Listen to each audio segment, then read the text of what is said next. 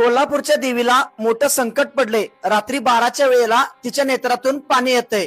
उगवत्या सूर्याला कोडं पडलंय। कोरोनापेक्षाही मोठी महामारी येईल। श्री हलसिद्धनाथ देवाच्या भाकणुकीत आप्पाची वडेमध्ये डोने महाराजांनी सांगितले। तर नमस्कार भावांनो, मी विशाल आज आलोय आप्पाची वडेमध्ये हलसिद्धनाथांच्या भाकणुकीला। या भाकणुकीमध्ये छत्रपती शिवाजी महाराज कोणाच्या तरी पोटी जन्माला येतील। भगवा झेंडा राज्य करील।